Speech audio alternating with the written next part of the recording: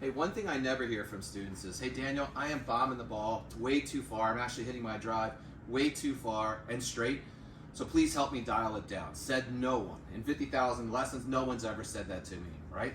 In fact, quite the opposite. So I'm going to give you two things that you can do on the tee box to ensure that you hit a straighter and farther drive almost every time. And they're going to sound really basic, but they're not as simple as people think.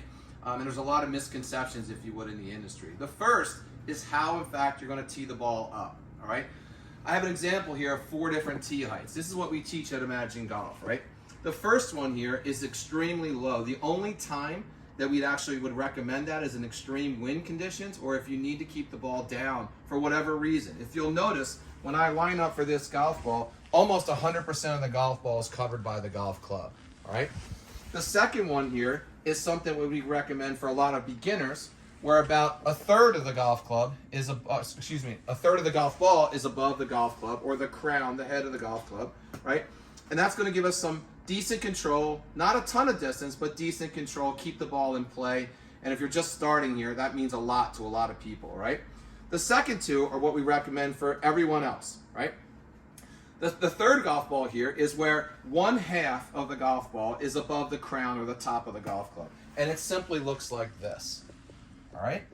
And then if you really want to get some more distance and hit it even further, then get the ball even just a little bit higher and get about 2/3 of the golf ball above the crown, all right? So that's tip number 1. Make sure you select the appropriate height for what you're trying to accomplish and what your skill level will let you do, all right? The next one is the next tip is not really obvious, but it should be. Look, most golfers take the top of the crown here, and they take their little mark here. I have the latest PXG Black Ops driver here. It comes with a mark here notating the center of the face. Most people are going to take the golf club and do something like this, and then take their stance. The problem with this is look, the driver and the putter are the only 2 clubs that we don't strike the ground with, right, when we make impact. So if I raise this club where it's supposed to be when I actually make impact, you'll notice it's going to hit on the heel. It is not going to hit in the center. And the heel of a golf club, especially a driver, is the most unproductive quadrant and likely going to push the ball to the right. So here's what you're going to do. You're going to take that same line and you're going to put it on the outside, on the inside of the golf ball, like this.